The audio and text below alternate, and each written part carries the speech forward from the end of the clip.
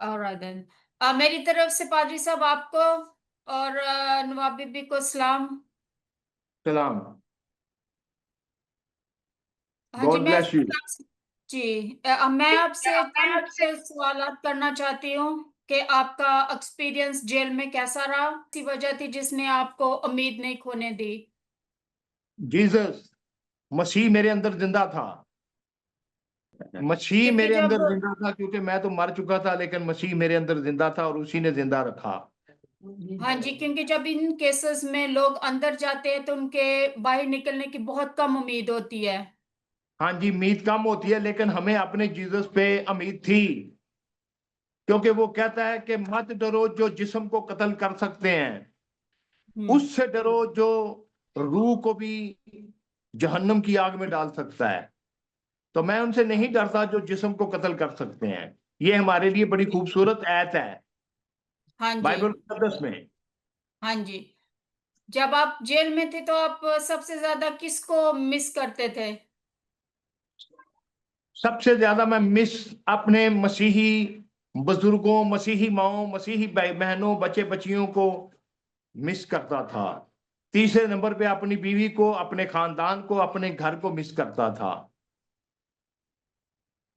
अच्छा जी। और जब आप जेल में थे, आपके साथ दूसरे कैदियों से ज्यादा मुख्तलिफ सलूक किया जाता था? हाँ जी, मुझसे सबसे अलग सलूक किया जाता था। जी, आपको अलहदा सेल में रखा था उन्होंने? हाँ जी, पूरी जेल में से अलग सेल में रखा था। जी। बाज ऐसे भी शख्स होते थे कि वो कहते हैं कि हम आपकी शक्ल भी देखना नहीं चाहते। इम्तियाजी सलूक भी हो जाता था। सिक्योरिटी अच्छा, इशू तो बहुत था। सिक्योरिटी इशू थे। अच्छा जी। और आपकी हेल्थ कैसी थी जेल में? हेल्थ बीमार था। हार्ट का पेशेंट था, शुगर का जी। पेशेंट हूँ, जी। आंखों में मोती है, पैरों में जख्म है। जी। आप जरा जख्म दिखा सकते हैं मुझे अपने पाँव के, जो जेल में आपके आपके हुए हैं? जख्म जख्म दिखा सकता हूँ, दो है जी। जख्म। जी। एक इधर भी है, एक इधर भी है, एक इधर भी है। So painful. बता। ये तो बहुत ज्यादा खराब है। हाँ जी। बहुत पेनफुल भी लग रहा है। बता दो, चीची भी बता दो। अच्छा जी, तो आपको इन सारी जिस जिस मेडिकल कंडीशन से आप गुजर रहे थे, आपको हॉस्पिटल लेके गए थे जेल वाले?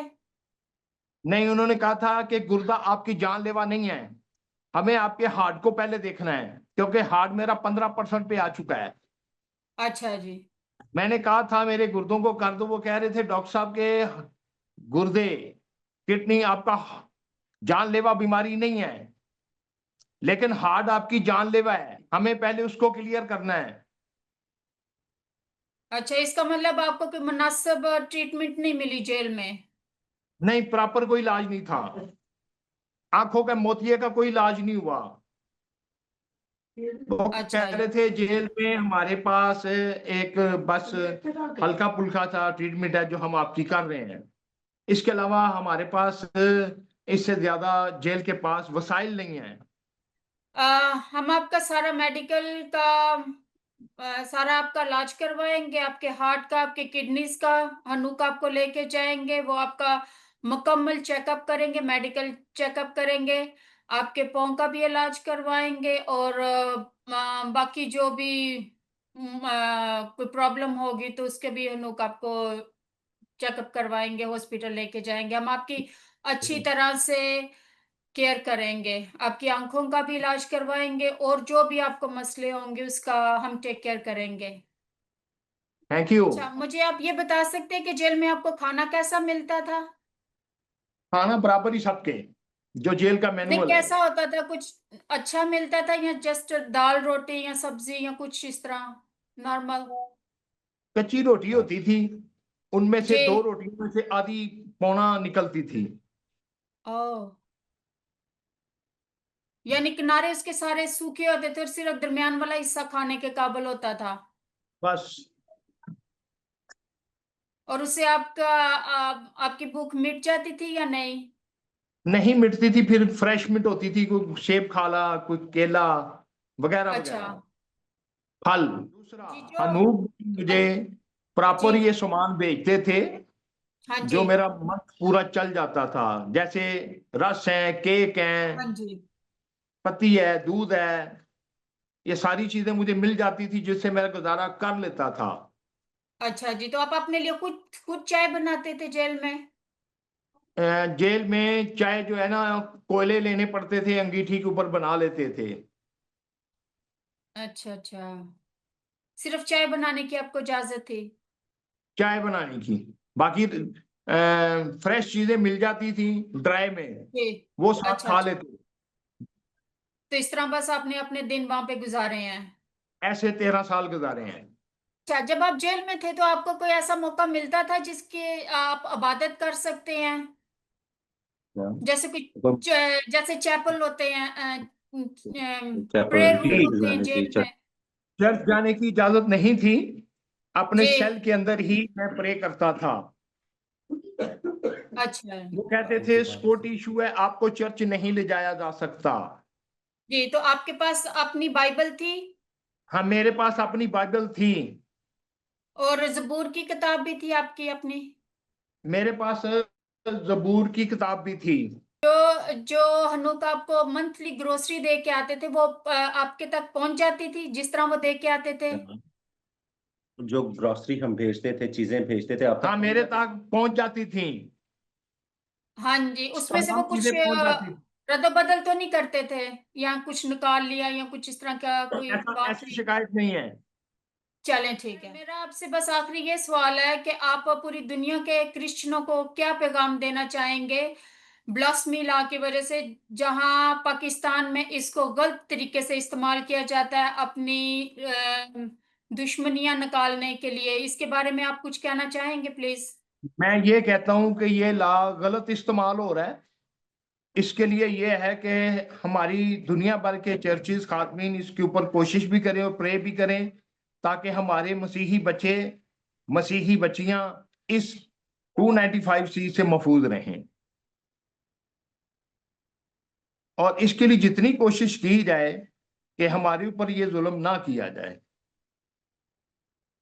इस वक्त आप थोड़ा सा मुझे बता सकते हैं कि पाकिस्तान में क्रिश्चियंस का क्या सिचुएशन है? किस डर और खौफ से वो अपनी जिंदगी पाकिस्तान में बसर कर रहे सबसे हैं? सबसे बड़ा खौफ यही है कि हम आजादी से इबादत नहीं कर सकते, क्योंकि हमारे जी। ऊपर 295 की इन्होंने तलवार लटकाई होती है। जी। वैसे कहते हैं कि आपको मजहबी आजादी है, मसीही बच्चियां जब्बत निकाह कर लेते हैं, जी। ये हमारे ऊपर बहुत बड़ा जुल्म हो रहा है। और हमारी अकलीतें कुछ नहीं कर पाते, कुछ मसीही नहीं कर पाते। उनका एक ही होता है जी, वो मुस्लिम हो गई है, बात खत्म। जी। हम्म। इसके बारे में हमें सोचना है, पूरी दुनिया के मसीहियों ने, जी। कि उन बच्चियों को जो जब्बत निकाह किया जाता है, मैं आपका और आपके हस्बैंड का और बेटी हैना का, आपकी पूरी टीम का, आपके हनूक भाई का, पाकिस्तान में आपकी जो टीम वर्क कर रही है उनका मैं शुक्रगुजार हूं कि उन्होंने मिलकर बहुत मेहनत की और आपने सबसे को हायर किया। इसके लिए भी मैं नहायत शुक्रगुजार हूं आप सबका और आपकी सबकी टीम का।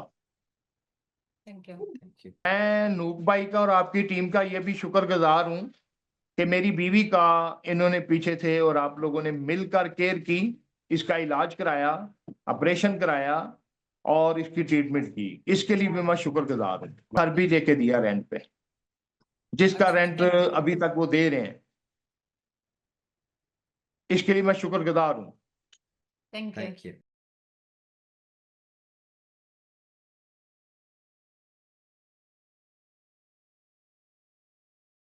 हाँ जी, नवाब बीबी, जब आपने पहली मर्तबा सुना कि आपके हस्बैंड 13 साल के बाद जेल से रिहा होके घर आ रहे हैं तो आपने कैसा महसूस किया? ना, तो इतनी मेरे को खुशी हुई है ना।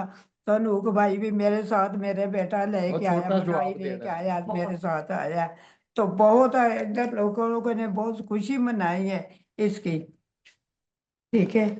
तो बस इतने सालों के बाद रब ने हमारी फरियादों को सुना। तो हमारी दुआएं आपके भी साथ है और हम भी सबके साथ। खुदा बना। के साथ हुआ इस साथ। दूसरा सवाल मेरा ये है, नवाब बीबी के जब पहली मर्तबा आपने अपने हस्बैंड को देखा तो कैसी फीलिंग्स थी आपकी, फेस टू फेस जब आपने देखा है? ਆਮਾ ਜਦੋਂ ਪੱਟੀ ਨੂੰ ਮੈਂ ਲੈ ਕੇ ਆਇਆ ਵਾਂ ਉਦੋਂ ਕਿਹੋ ਮਹਿਸੂਸ ਹੋਇਆ ਸੀ? बहुत इतना महसूस हुआ था कि बहुत खुशी मुझे इतनी मिली थी कि मैं आपको बता रही हूँ कि मैं इतने सालों के बाद इसकी मैं शक्ल देख के अपने घर में मेरा खुदा ने घर आबाद किया। ठीक है, बहुत खुशी हुई थी। सब मेरे साथ दुआ कर रहे थे, चर्चों में भी घरों में भी। मेरे बच्चों की बड़ी मेहरबानी है ने कि भट्टी साहब हो रही, सानू कोई पता नहीं पिया अपने घर से पढ़ मेरा आखिरी सवाल है आपसे कि नवाब बीबी आप अपने मुस्तकबिल को किस तरह देखती हैं? ਅੱਛਾ ਅਮਾ ਅੱਗੇ ਅੱਗੇ ਹੁਣ ਕੀ ਸੋਚਣੀ ਪੱਟੀ ਦੇ ਨਾਲ?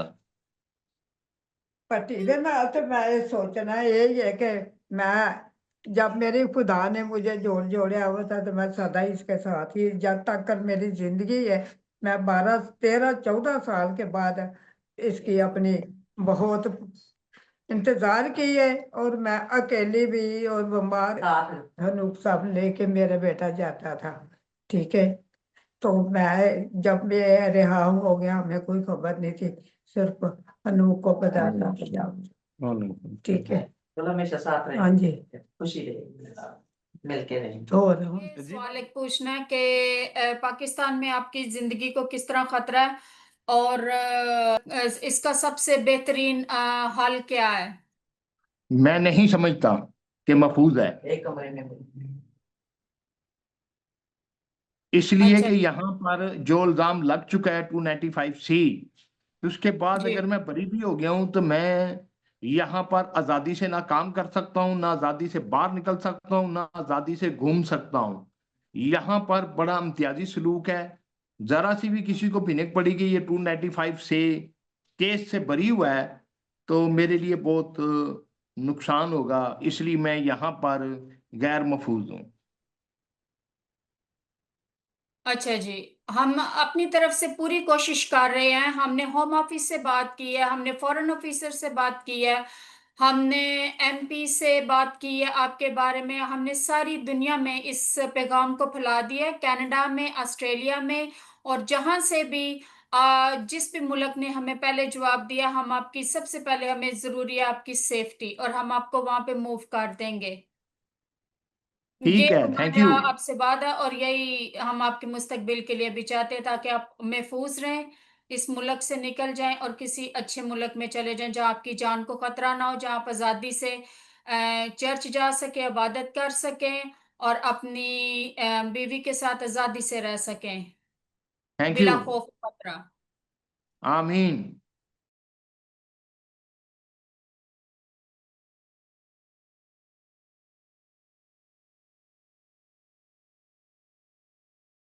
आइए हम अपने भाई जफर भट्टी और उनकी बीवी के साथ दुआ करेंगे, शुक्रगुजारी की कि खुदा ने उनको रिहाई बख्शी और वह अपनी फैमिली में है। आइए हम छोटी सी दुआ करें। प्यारे खुदा, हम बाप इस वक्त बड़ी आजिज़ी इनकिसारी के साथ मैं तेरे आगे सरनगू हूँ, और मैं तेरा शुक्र करती हूँ कि तूने मुझे ये मौका बख्शा कि मैं अपने भाई पादरी साहब के साथ और उनकी बीवी के साथ प्यारे खुदा हम बाप तेरे कदमों में आके शुक्रगुजारी गुजार सकूं। प्यारे खुदा हम बाप मैं तेरा शुक्र करती हूँ कि तूने उनको रिहाई बख्शी, उनको बाहिफाजत अपने घर पे लेके आया। तेरा शुक्र करती हूँ उन सारे लोगों के लिए जो इस सारे काम में शरीक थे, खास तौर पर प्यारे खुदा हम बाप मैं शुक्र करती हूँ हनूक के लिए, इस पूरी टीम के लिए। प्यारे खुदा हम बाप मैं तेरा शुक्र करती हूँ कि जिन लोगों ने यहाँ से हमारी हेल्प की, जहाँ पाकिस्तान में हेल्प की, उन सारे लोगों के लिए मैं तेरी शुक्रगुजारी करती हूँ। और प्यारे खुदा हम बाप आने वाले वक्त को मैं तेरे हाथों में देती हूँ, इन दोनों मियाँ बीवी को खास तौर पर मैं तेरे हाथों में देती हूँ। प्यारे खुदावंद बाप जिस तरह तूने इनकी मदद हिफाजत की है, तूने उनके लिए दरवाजे खोले, प्यारे खुदा बाप नामुमकिन को मुमकिन बनाया। और प्यारे यीशु बाप अब भी तू नामुमकिनात का खुदा है, अब भी प्यारे यीशु बाप तू इस फैमिली के लिए दरवाजे खोलेगा, उस जगह के खोलेगा जो इनके लिए महफूज हो। प्यारे खुदाम बाप, इनको तेरे हाथों में देती हूँ, ना सिर्फ इन दोनों को बल्कि मैं अपनी पूरी टीम को, हनूक को, उसकी फैमिली को, उन सारे लोगों को और अपनी भी फैमिली को। प्यारे खुदावंद बाप, जो भी हम यहाँ पे काम कर रहे हैं, वहां पे काम कर रहे हैं, प्यारे खुदावंद बाप, तो इनको बरकत दे, इनको तसल्ली और इत्मीनान दे, अपनी पनाह हिफाजत में रख, और आने वाले वक्त में प्यारे यीशु बाप इनको अच्छी जगह पे पहुंचा दे जहां पर ये तेरी शुक्रगुजारी कर सके। आमीन। कदूस कदूस कदूस कदूस मेहरबान रहीम कातर मुतलक मेरे मेहरबान अदली खुदा बाप और अदली खुदा बाप के बेटे यसू नासरी जिंदा तक नशी खुदा, हम तुम्हारा शुक्र हो। सो जलाल के बादशाह कुल मालिक तेरा शुक्र अदा करते हैं इस वक्त सारे टाइम के लिए, सारी इबादत के लिए, तेरे हजूर झुकने के लिए, तेरे हजूर आने के लिए, आने वाले मुस्तकबिल सोचने के लिए, क्योंकि खुदावन तू हमारे साथ है। सो तेरे सामने और ये जानते हुए कि खुदावन तू हमारी इस मीटिंग में शामिल है, मैं शुक्र अदा करता हूँ अनूप भाई का, अनूप भाई की पाकिस्तान की सारी टीम का, बाजी आपका, आपके हस्बैंड का, आपकी बेटी का, आपकी वहाँ की सारी नेटवर्क टीम का, कि आप लोगों ने बड़ी मेहनत की। मैं शुक्रगुजार हूँ वकील के लिए भी, उन्होंने भी बड़ी मेहनत की। मैं शुक्रगुजार हूँ कि खुदावंद ने मुझे आपकी मेहनत से रिहाई बख्शी और मैं आज अपने मसीही बुजुर्गों, मसीही माओं, बहन भाइयों के दरमियान और अपने, इसके लिए मैं खुदा का निहायत शुक्र अदा करता हूँ। ये छोटी सी दुआ अपने खुदामंद मसीह यसू के नाम से मांगते और पा लेते हैं। आमीन। ऐ हमारे बाप तो जो आसमान जो पर तू है, आसमान पर है, तेरा नाम पाक माना जाए, तेरी बादशाही आए, तेरी मर्जी जिस तरह आसमान पर पूरी होती है जमीन पर भी हो। हमारे रोज की रोटी आज हमें दे, जिस तरह हम अपने कर्जदारों के कर्ज माफ किए हैं, तू भी हमारे कर्ज माफ कर, हमें आजमाइश में न ला बल्कि बुराई से बचा, क्योंकि बादशाह कुदरत जलाल हमेशा मेरे दिली खुदा बाप और दिली खुदा बाप के बेटे यसू नासरी जिंदा तक नशी खुदावंद का है और अब्बा तक रहेगा। आमीन। आमीन। आमीन। Thank you. मैं शुक्रिया अदा करता हूँ विल्सन चौधरी साहब का, जिन्होंने 2012 से मेरे केस को ट्रायल करने के लिए मेहनत की और 2019 तक मेहनत की। 19 के बाद मेरा जूलियस चौधरी ने काम किया और 2022 तक इन्होंने मेहनत बहुत की फाइनेंशियली तौर पर। केस के ऊपर जो मेहनत की है इसके लिए मैं निहायत शुक्रगुजार हूँ। 22 के बाद हिना चौधरी ने मेरे लिए मेहनत की 2025 तक, इसके लिए भी मैं निहायत शुक्रगुजार हूँ कि उन्होंने अच्छे से अच्छा लायर खड़ा किया और सैफ मलूक को खड़ा किया और मेहनत की। इसके लिए मैं निहायत शुक्रगुजार हूँ विल्सन चौधरी साहब का, जिन्होंने 2012 से 19 तक किया, और जूलियस चौधरी का भी शुक्रगुजार हूँ जिन्होंने 19 से लेके 22 तक काम किया, और हिना चौधरी का भी शुक्रगुजार हूँ जिन्होंने 22 से 25 तक काम किया। इसके लिए मैं जितनी भी इनके लिए प्रे करूं उतनी ही कम है, और जितना भी शुक्र अदा करूं उतना ही कम है। आमीन। Thank you very Yeah. Thank you.